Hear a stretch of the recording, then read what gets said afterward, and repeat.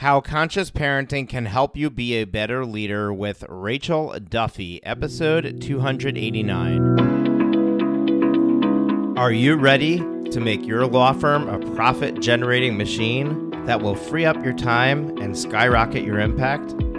With more than 2 decades of business growth experience and having proven that you can be successful while prioritizing your family and your impact, introducing the Profit with Law podcast. I am your host, the creator of the Firm Differentiator 10X Effect, Moshe Amsel.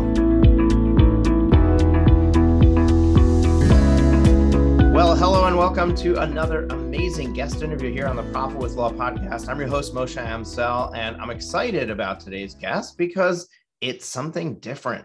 Something that we don't normally talk about on this podcast. And one of the reasons why I'm so excited to have it is because I like to be different. I want to have content that you wouldn't find otherwise, but also because there is a hidden parallel to many of you, not everybody, but many of you, when it comes to this particular topic, as opposed to, or in comparison to what you're doing every day, which is building a business and entrepreneurship and running your law firm. So I'm really excited to jump into this today. Let me just introduce you to our guest. Our guest is Rachel Duffy. Rachel Duffy is the founder and CEO of Sagacity Lab, LLC.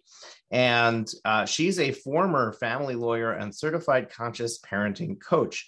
She works with individuals, couples, and parents to stop getting triggered and highly reactive so they can be deeply connected and have more fun as a family. With Rachel's guidance and through her unique methodology, you can resolve your past, serve as a mentor to your kids, and be a leader in your family from a place of compassion, trust, and steadiness.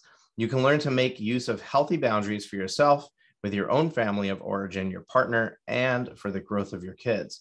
Unlike traditional parenting models that rely on quick fixes to put out fires, Rachel helps you create life-lasting change without settling for mediocrity. With decades of combined experience as a family lawyer and businesswoman, Rachel brings a unique combination of both strategic and tactical tools alongside spiritual growth and self-development, all delivered with compassion. Now, clearly, I was reading a script about Rachel, but some of the things that in that script really caught my attention, and we already had a conversation prior to this interview, so I knew what I was getting bringing her on here. First of all, she used to be a lawyer, so she knows exactly what everybody in this room is going through or dealing with.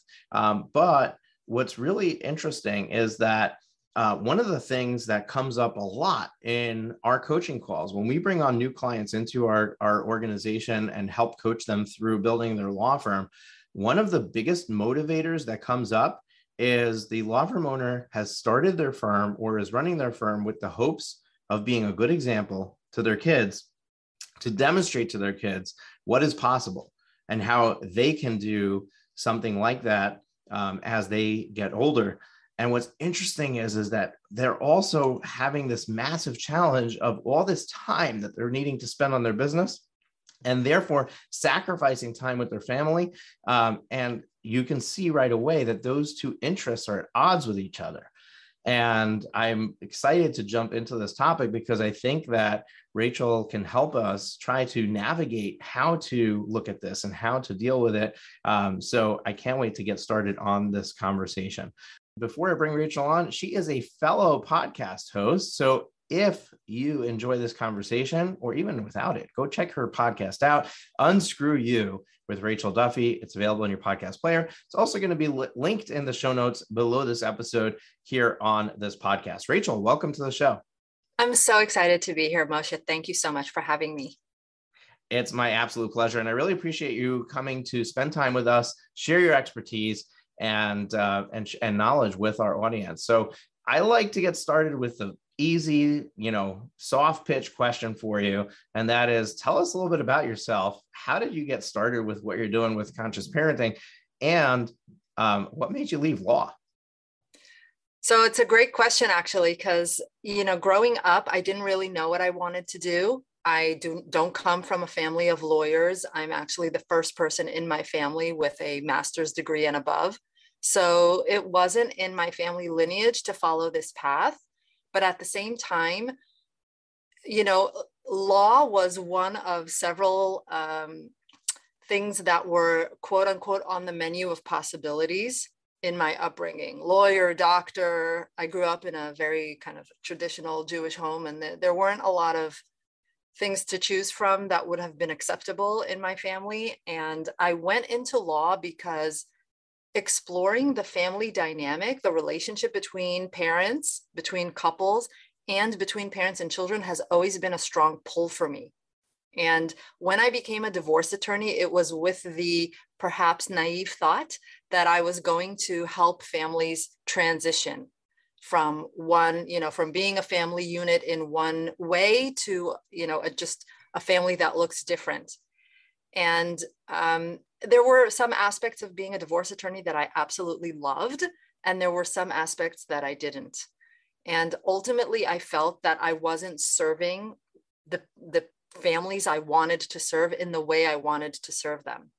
So I left litigation and I took a break. I got remarried myself. I was divorced, then I got remarried. I had my own children. And when I became a parent, as many parents know, it doesn't come with an instruction manual.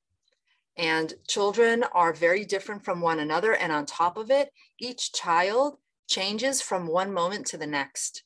And very quickly, despite all my years of education, despite being a high achiever and a high performer and a go-getter and super type A, with all of that, I was very quickly brought down to my knees in parenting and found myself struggling to get my kids to listen, to not yell, to not be triggered. It was not what I signed up for when I decided to be a parent. And that is what really drove me to start asking better questions, to start understanding what is going on here. How do I make this better? I'm a problem solver by nature. And that road led me to conscious parenting, which I resonated so deeply with me and changed my life so profoundly that it became the avenue through which I can help families. So I became certified as a conscious parenting coach, and here I am.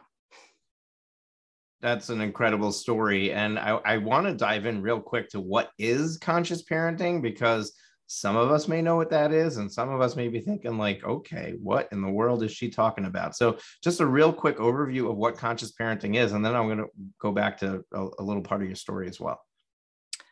Great question. So I would say in a nutshell, conscious parenting is about becoming more aware of why things are the way they are in our families, specifically when it comes to getting triggered or any kind of struggle we have with our children.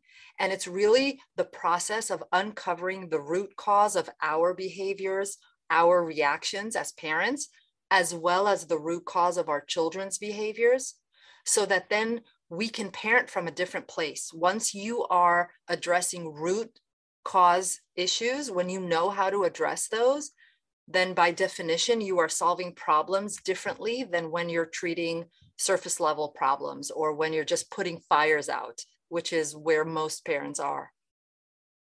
Yeah, so I love that explanation of conscious parenting, and I can't wait to dive into it. Real quick with your backstory. You said that you entered law to try to help families transition, and having gone through a divorce myself, I think that the healthy part of the transition process probably happens 3 or 4 years after the divorce and not during the divorce process for most people, because there's just so much emotion tied to it. And it turns into, it doesn't have to be, and it doesn't always, but it often turns into this cat fight, and, to see who's gonna one up the other person, better. And there's no way to arrive at a healthy point with that. So I totally understand how, with what you wanted, that wasn't providing that for you. And that's the part of your story that I resonate with. I'm sure that our listeners have resonated with different pieces of it. So before we jump into conscious parenting and talking specifics about it, I want to kind of close this gap between our audience and why they should care. And I understand if somebody in the audience is not a parent, that maybe this is not the episode for them. But hopefully I've attracted mostly parents, because I talk about family a lot on this podcast. And it's a lot of why I do what I do, is to help empower you to create a better future for your future generation. So, if that doesn't resonate with you, probably you've already tuned my show off. So assuming that the room is primarily parents, what are the correlations between their journey of entrepreneurship and parenting that really make this an important episode for them to pay attention to? So first, I want to say I would say about 30 or maybe even 35% of my clientele are not parents, because actually the work of uncovering the root cause of your behavior, the end result of that is that you become a very powerfully grounded human, adult, grown up. And you don't have to be a parent in order to want to do that work. You don't have to be a parent in order to reap the rewards of that work. So even though most of the people I work with are parents, I also work with a lot of people who are in families, but they're not parents, because this pertains to the parent-child relationship, regardless of whether you are the parent or you are the child. And in our case, we are all adult children of someone. And even if we are estranged from our own parents, even if our own parents have already passed, even if we have, moved, like me, halfway across the world, and, we don't see our parents every day, but we still have a relationship with them that plays out in our present time, even as we are adults. So I just want to say, for the non-parents in the room, don't give up, don't hang up yet. There is richness here for you as well. And with Awesome. regards to your question, entrepreneurship and parenting are very similar. I found them very similar in several ways. Number one, each one of them, from my personal experience, each one of them has offered me an extremely fast, deep, profound vehicle to self-development and growth. I know that children do not come with an instruction manual, and neither does entrepreneurship. Because I remember when I graduated with my JD, and here I was ready to become a partner in a law firm, that doesn't come with an instruction manual either. And much like parenting, nobody teaches you how to run a business. Nobody teaches you how to get clients, except for you, Moshe. That's why you teach us. But honestly, like, you graduate, you don't know the first thing about running a law firm.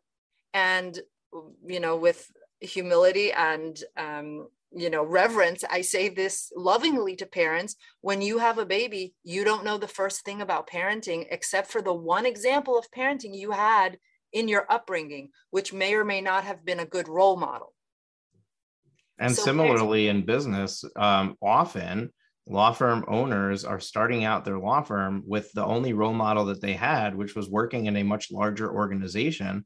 And it's very different, right? You cannot build a small, tiny, solo or boutique law firm with the same business model that a large firm operates on. And unfortunately, when you try to bring those practices over, you're setting yourself up for failure from day one, kind of like with parenting. So I love that immediate correlation right there. Exactly. And then, so despite the fact that we are not prepared, we're not taught how to do it, and yet we are in the deep end of the water, having to learn how to swim.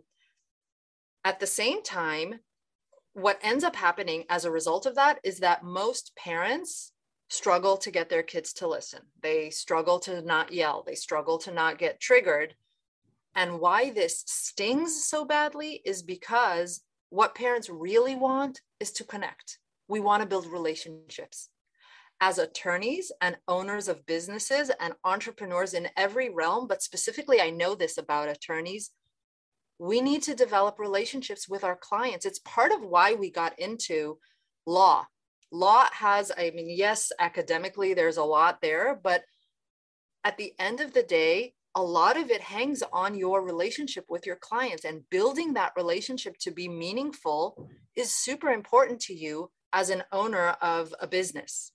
So these, in both of these ways, the problem out the gate that we're not prepared, and yet we need to build deep, meaningful connections. And how are we supposed to do that if we don't have something to fall back on, if nobody teaches us, if we don't have a step-by-step proven method, if we don't have a process, if we don't have Moshe Amsel teaching us? So, and how are parents supposed to do this? Right. And Rachel, there's even more than that. So as an entrepreneur, there's relationships with your clients, but there's also relationships with your staff. There's also a relationship with other vendors in the area, whether it's, a lot of people will say, oh, it's my competition. But the reality is that most attorneys who have been in this business long enough know you get referrals from other attorneys. So there's relationships with the other attorneys who may be the competition. That all of these relationships are the ones that you want to nurture, that you want to have blossom into good and healthy relationships, because if you really look under the hood, it's those relationships that drive the business. Absolutely. I'm really glad you brought that up, because truthfully, the relationship with your team, if you're, an owner of a law firm or a partner in a law firm, that relationship with your team has so many parallels to parenting. How you raise good leaders within your team, how you provide the environment for them to thrive in whatever position they are, and to encourage them to, go for their dreams, whatever that may be, right? We want that as parents, we want that for our children as well. So there are a lot of parallels when you look inside of team growth and team building. Absolutely. And, the thing too that I think we have to understand is what we experience as parents, the difficulties we experience, the kids yelling, the, chaos in our homes, not connecting with our kids, can't get their shoes on in time to get to the bus stop. And the difficulty. Wait, I'm not the only one with that problem? Turns out you're not. And the difficulties we experience within our teams as well, when we have people that are on our team not fulfilling their promises, not being in integrity with what they're supposed to do. All of these struggles are aspects of disconnection and discord inside of our relationships. And it's until we understand the root cause of that disconnect, we are wasting a lot of time and energy, not to mention emotional pain, frustration, chasing the wrong problems, and we're getting the wrong solutions.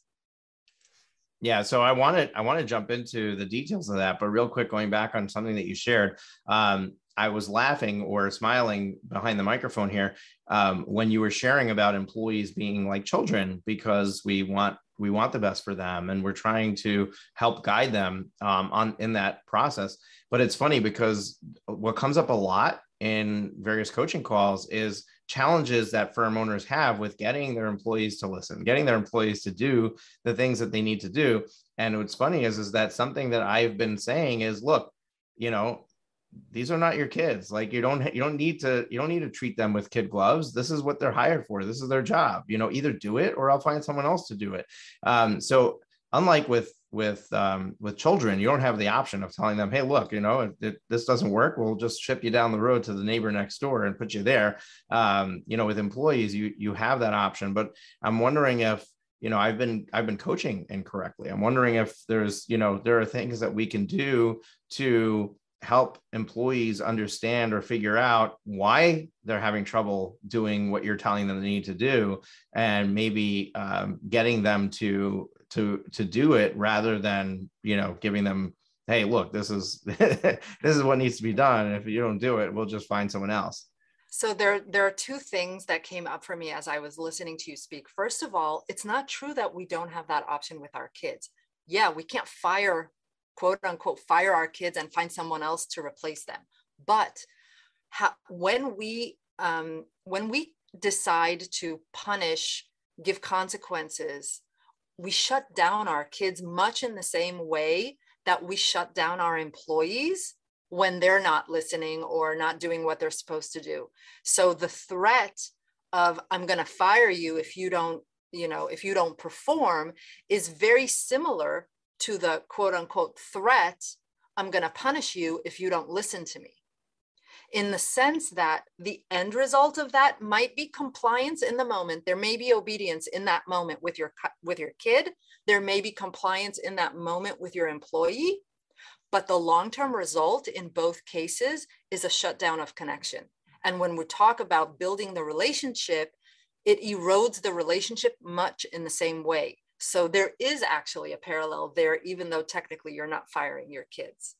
And the other thing that came up for me was, I remember when I was a litigator, when I was a divorce attorney, one of the things that really made me feel resentful was that I was not taught in law school in, studying family law. And I dove really deep into family law. I was not given any tools to manage my clients from a personal kind of psychological perspective. And divorce, as you know from your experience, and I know from both my personal and my professional experience, there's a lot of psychology that goes into it when you're getting a divorce. It's a lot of personal stuff coming out that you have to deal with. And as an attorney, how much more skilled would I have been to help my clients navigate that if I were more prepared, if I had more understanding of human psychology?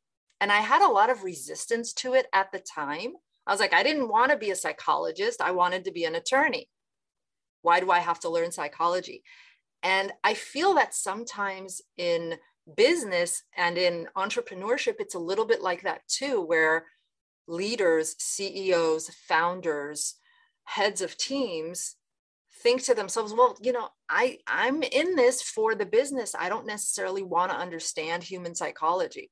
So it doesn't mean you don't need to be a therapist. You don't need to be a coach. You don't need to get certified or get a master's in psychology.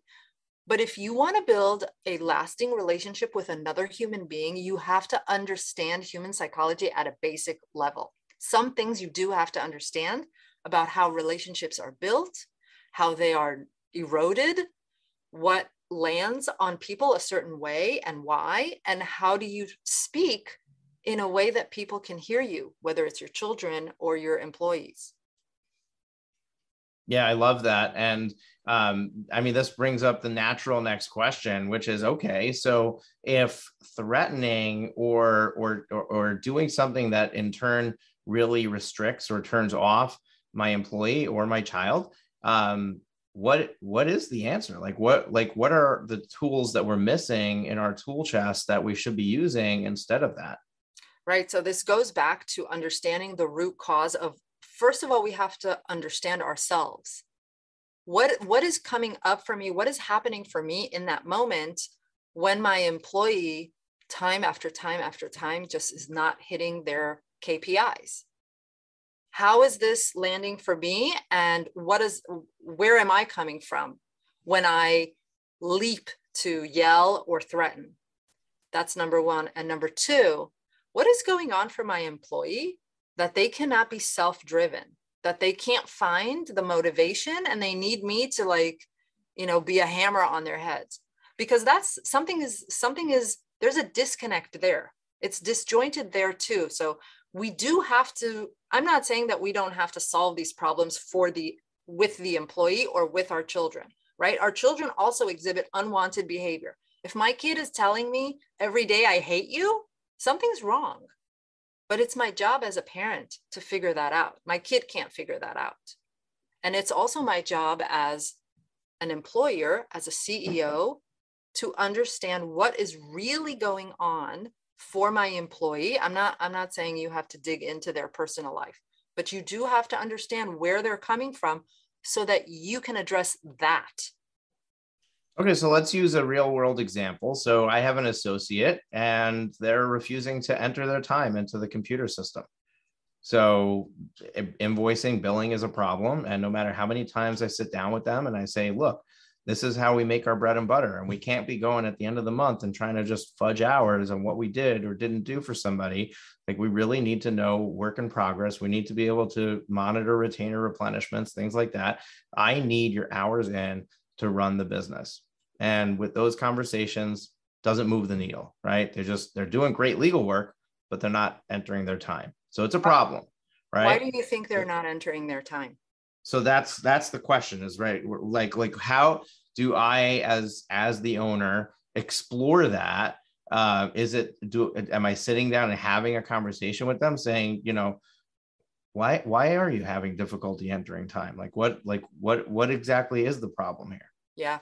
So yes, the short answer is yes, especially because as business owners, we're dealing with adults that can have conversation, as opposed to children. Sometimes they're not, they're just not capable in their development. But with an adult, you sit down and you lead with both curiosity and compassion. So you're not in trouble.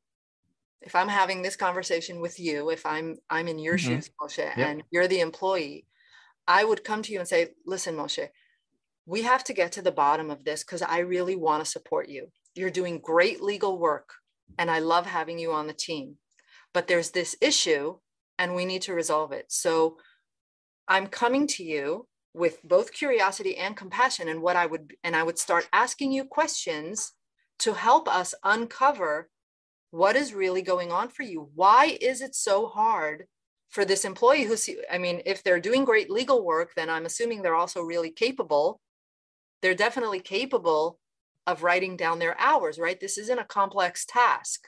Right. Correct. So there is something blocking them, something that is stopping them from doing this, from completing this task. There is a feeling that they're uncomfortable with when they put down those hours. And I don't know what that feeling is. We'd have to dig in a little bit with your employee, but there is something that is preventing that from happening. A negative feeling, a feeling of failure, a feeling of there's something going on there for your employee. And it is an opportunity for you to deepen your relationship. If this is someone that you think this person does really good work and I want to keep them on my team. And yes, this is a problem for me as an owner that they're not putting in the time. I can't run my business like that. I get all of that. But for a moment, take yourself out of that hat and be with your employee and see it from their point of view. What is happening? How can I support you? I want to be a catalyst for your success. And let's work on this together. That is how I would approach it.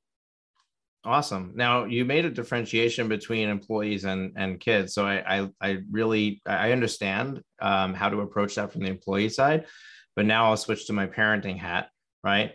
So my kids may not be developed enough emotionally to be able to have a conversation like that. So what do you do as a parent to try to uncover the root cause of a behavior?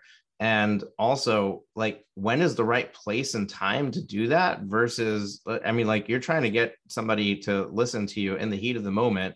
That's probably not the right time to have a sit down and say, hey, what's going on? Why are you having trouble listening to me?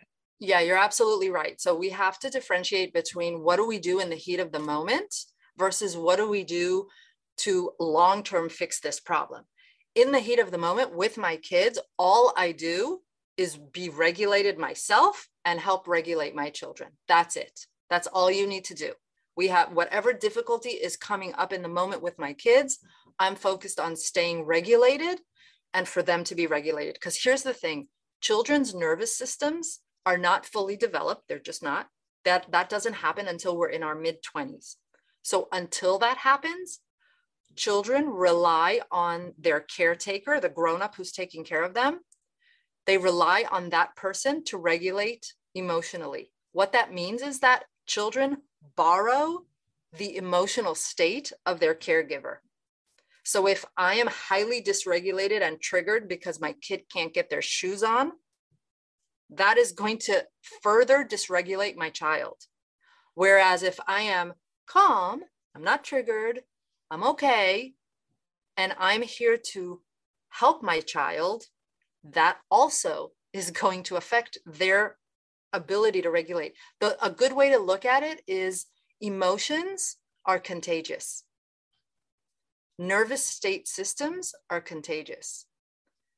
So when I'm with my kid in the heat of the moment, I am calm and grounded. After the moment, then I can have, the thing with kids is kids have, humans actually, not just kids, every human, we have very basic needs. We want to be seen. We want to know we matter. And we want to know that we are loved and accepted no matter how we show up. So even in our worst moments, when we're highly dysregulated, when we've messed up for the millionth time, we want to know that our parents love us and accept us, that we don't have to be different. So every single thing my child says to me, I hear, do I matter? Do you see me? Am I enough? That's a lot to take on. And then I answer from there. I mean, I'm thinking about like, individual situations and scenarios. I mean, that happens every day. It happened this morning, at 6:30 in the morning, I'm sitting on the couch holding the baby, and all of a sudden my 6-year-old punches my 4-year-old in the stomach. Right. And it's like, okay, so I tell him to go to his room for a timeout. And that's an example of what maybe I shouldn't be doing because I'm punishing him. So we can dive into that. But then he says, no, I don't want to go to my room. Right. Of course not. Of And course then, not. Because what he's saying is, Dad, I just couldn't, he knows, let's start with this. He knows that's not okay. He knows it's not okay to hit, right? Would you agree? Yeah, he knows. Agree. But he did it because he couldn't control his impulse, because he's 6 and he has a long way to go before he can control his impulses. So he messed up. And what he's saying to you when he says, I don't want to go to my room, he is saying, next time he says that to you, I want you to hear, Dad, do you love me? Am I enough, even though I royally messed up right now? I messed up. I know I messed up. Am I still enough? And if you can answer yes, you are, with your actions, with your words, whatever you tell him, if you can convey, yes, you're enough, it will change the dynamic between you. I promise you. I guarantee. If not, come back to me. I will pay you whatever you want. So what is what in this scenario, what is the example of the appropriate reaction as a parent in that moment, right? Am I turning to him and saying, Tyler, I love you, and what you did doesn't change how I feel about you, but hitting your sister is not okay. Do you know that it's not okay? Yes, I know I'm not supposed to hit her. Okay, so why did you do it? He can't answer that question. He can't answer why did you do it. Why did you do it is because, I don't know, I just it was an impulse. It came out of me. I couldn't even think. That's why he did it. He did it because he's 6 and he has zero impulse control. So I can have him apologize to his sister, but how do you prevent the action the next time? This is a skill he has to work on. And every child has to work on, by the way, the skill of, when I'm angry, because something came up, something happened. I don't know what it was. Something made him do it. That impulse came from somewhere. Something happened in the interaction between them, or something. She did something that he didn't like, so he let her know. That's right. So this is a skill he has to develop, which he will, of, how do I express that I'm not happy with what you just said to me? How do I express that in a way that's not punching you in the stomach? He's not there yet. He's practicing. He's 6 and he's practicing. He's got a long way to practice, and he's just not there yet. And oftentimes as parents, we don't have the patience to wait until they can develop those skills. And we also get scared of, what the heck? This is not okay. We've been through this a million times. It's not okay to hit. Having said that, you do have to, I mean, in this case, if he was just hitting her one time and it was over, in general, if he were hitting her continuously, you would have to physically separate between them. Right. I think in this case, from what I'm hearing, he punched her in the stomach, is just like, that was his knee-jerk reaction. It's not, that was unwanted behavior. So I want to be clear about this. I'm not saying let it slide, Moshe, it's fine. It's not fine. But we have to have some, a bigger picture view of Tyler, who is only 6, and he is still developing the skill. He has not mastered it yet. He hasn't. Yeah, I got it. I definitely see the difference between the two ways of handling it. It's pretty profound. All right, so going back to, and I'm sure our listeners are listening to this and correlating to their own experiences and definitely connecting the dots here. So a couple of questions that this leads to. I mean, one is how do you develop the stamina to be able to continue to wait for that development to happen, to just keep repeating yourself, to keep going over it and over it again and again.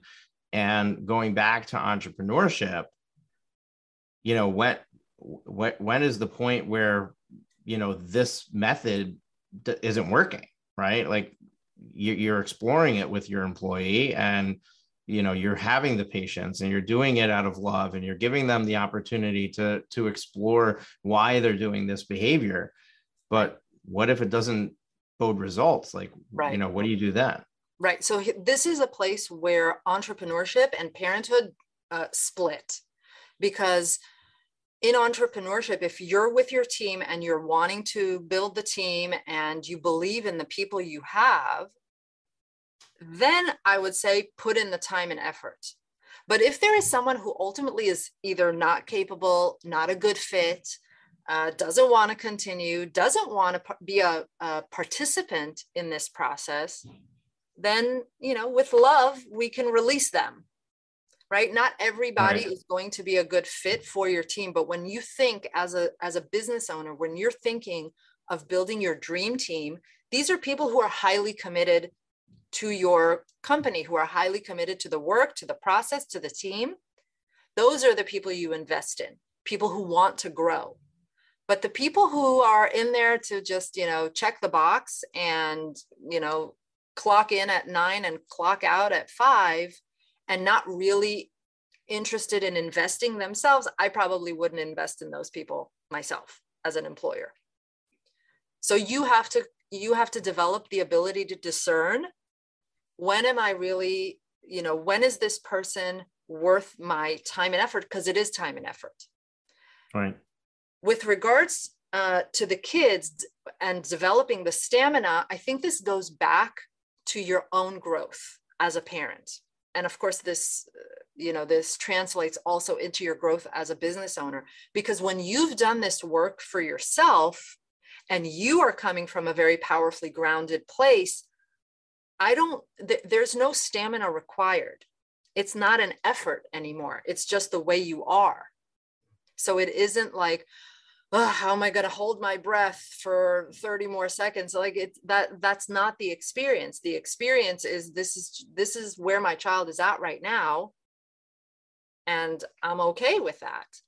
Knowing and trusting that I'm going to help my child move on to, to develop the skills that they need to develop.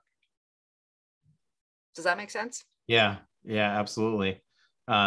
It does. And it's going to require a lot of patience, and sleep deprivation doesn't bode well for patience. So sleep deprivation is like the biggest form of torture on earth. If you have a newborn and you are not yet sleeping through the night, because that's the phase of development you're at, you have carte blanche to do whatever you want.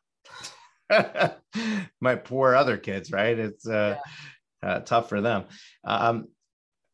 So this is really, really incredible. And there's got to be, there's more to it, right? So what, is there a framework to follow? Is there something that people can use? I mean, I know that you gave us the, do you love me? Am I enough? What was the third piece of that?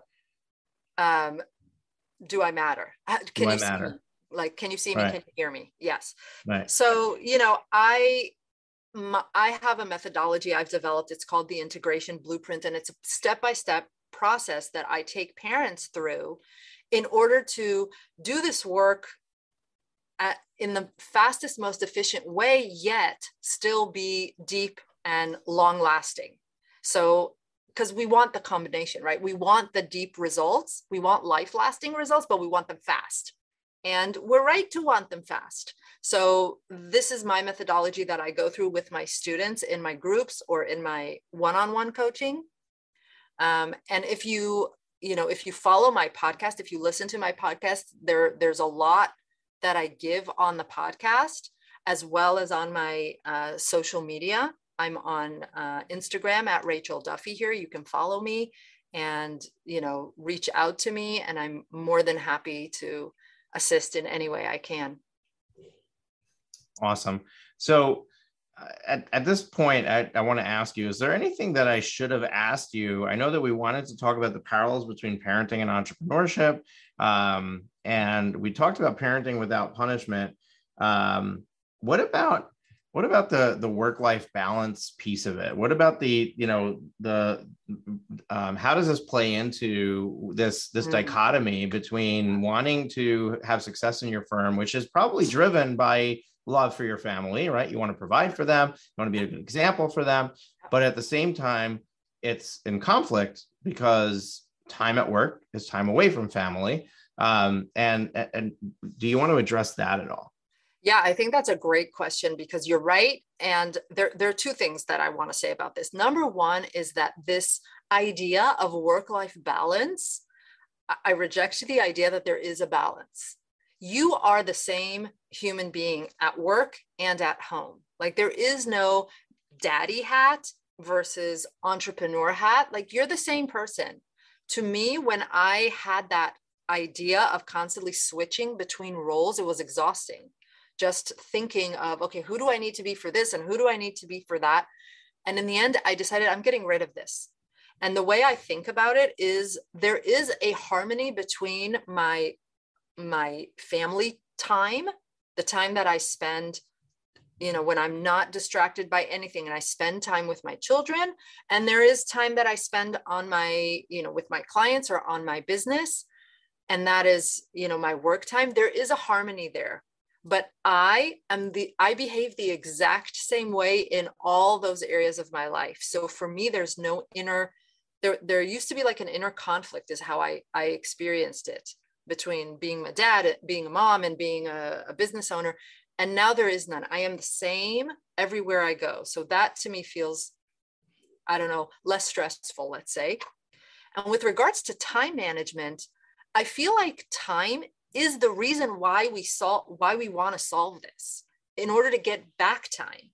Instead of spinning around in circles with our kids, trying to get them to listen and threatening them and, constantly keeping track of all the consequences we gave them, they start piling up. That's a lot of time and energy wasted. And the same is true inside of our businesses. If we're constantly spinning in circles of trying to duct tape a solution for the whole team to somehow work together, it's a lot of time and energy wasted. And I personally don't like that feeling of I'm just leaking energy on BS. Excuse my language, you know? Mm-hmm. So for me, the idea is, for me doing this work, what it's given me is time back, because I can be super effective with my kids. I know how to communicate with them, and I know how to communicate with my team in a way that is super effective and yet produces results, and it's quick. Right. I love that. What about boundaries? I mean, I think that, when it comes to being able to manage the amount of time that you're spending at work versus the amount of time that you're spending at home, or even things that are happening within the home or within the office, a lot of that could be resolved with some better boundaries in place. So where do boundaries fit into the conscious parenting or conscious entrepreneuring methodology and mindset? I'll just leave that question there. I think boundaries to me is like the holy grail of parenting, because that is where everybody trips up. First of all, because we think boundaries are what other people are not allowed or not allowed to do. And it's really not about that. It has nothing to do with other people, because we can't control other people no matter what. I mean, we think we can, but we can't. Boundaries are about what is okay for me and what is not okay for me. It's all about myself. So my boundaries pertain to me. That means, in my case, for example, just a personal example, I won't see clients after 5 p.m. That's my boundary. It never gets crossed because I'm in charge of it. And I think the work of understanding how to create, set, and be integrity with healthy boundaries for ourselves is paramount. It is key, both in parenting and in entrepreneurship, because we have to understand that we are not at the hands of anybody. We're not at the hands of our children. This is how we leak personal power, by the way. We give our power, our emotional well-being, in the hands of somebody else, whether it's our spouse or our children or our employees. And I reject that idea. To me, it's everything is in my own hands. I create the business the way I want it to run. I create my family life the way I want it to be. It is in my hands because I set the boundaries for myself. Yeah, and I think it's a really important thing to discern, that it's not set by somebody else. Like, we have some people in our lives that have a very big influence on our decision making abilities, and you have to be true to yourself. I mean, one area that I struggle with personally, and I talk about it publicly, I talk about it on the podcast, talk about it all the time, I haven't resolved it yet. I still struggle with it. And that's my ability to make time for my own personal well-being. Yeah. So whether it's, exercise, eating properly, somehow I allow everybody else's priorities to take over that priority. And the reality is that I know that it's not healthy. I know it's a bad place to operate from. I know it's wrong, and I still struggle with it. But you're absolutely right. Like, that's a boundary I need to set, the same way that I block off my calendar and Acuity after 4:30. Like, it's, it's no different, but yet I treat it differently. Right. And it is a reflection of your relationship with boundaries. So even though you may, I'm sorry. No, but it's accurate, an accurate reflection, but you have to really know who you are and know where your weaknesses are. So what do you think is the reason that I struggle with that? What do you think? I mean, for somebody who's listening to this, who maybe struggles with setting certain boundaries, what are the tricks of the trade to kind of figure out, like, what's going on under the hood? A lot of times when people struggle setting boundaries, it's because this has not been practiced well during their upbringing. So inside of their families of origin, boundaries were also very either murky or very rigid. And neither one is a good model. And therefore, as adults, we don't know how to set boundaries. And on top of that, when it comes specifically to what you brought up, self-care and time for yourself, that often is perceived by us. There's an underlying false belief that is selfish, or that there's something that there's like, it brings up feelings of, I feel guilty, but I want to take time for myself. So that's something to look at. It's an opportunity to look at that from a different perspective and ask yourself, how well am I serving my employees? How well am I serving my team? How well am I serving my clients? How well am I serving my kids if I'm not bringing my best version, if I'm not truly proud about how I treat myself, about how I'm in integrity with my word? That comes across in all our relationships. Oftentimes I tell my clients, you think you're hiding from the kids when you sneak in a pint of ice cream after they went to bed. This is me, by the way. I used to do this. I used to tell my kids they can't have dessert. And then after they go to bed, I would like pull out a whole pint of coffee ice cream and I'd sit in bed eating the entire pint. Oh And my then God, it sounds delicious. I think I need to go to the store after we're I done. know, I know. I mean, I feel like I should be like Haagen-Dazs should be sponsoring me or something. When the amount of pints of coffee ice cream that I've consumed over the years is just embarrassing. But the point is, I realized I am not in integrity with my word. And maybe my kids don't know that I'm sneaking ice cream behind their backs when they're asleep, but they know that I'm not in integrity. And they feel it, they sense it, because we sense things, we feel things, we feel vibrations, not to get too woo-woo, but it's the truth. As humans, we feel something's off, even if we don't, Right. even if we can't put our finger on it. And children are especially very intuitive when it comes to that. So they feel it, you know? So for me, I had to say, okay, enough is enough. Either I stop doing that or I let my kids do it too, you know? Right. Absolutely. Okay. So the way I finish off each podcast, and we can go on for another hour with this topic. So we gotta stop it at some point. The way that I close off the podcast is I ask you if you can share like one final tip, or like if there's one thing that our listeners should maybe work on or think about, what would that be? And then how can people follow up with you? I know we already mentioned your podcast as well as your Instagram, but we'll repeat those as well as link them up in the show notes for this episode. I think the thing to take away, and this is really the most important thing, is that the chances of us creating deep, meaningful connection within our teams or within our families without understanding the root cause of our behavior and our children's behavior is practically zero. And in order to do that, it can be as simple as asking this one question, which is, what is my core pain? Or what is my child's core pain? And we talked about the 3 questions earlier. That is what's underneath my child's pain. 100%. It's foolproof. So if people would like to follow or, reach out or get some more information, I'm at Rachel Duffy here on Instagram, and I would be more than happy to, support your listeners in any way I can. Awesome.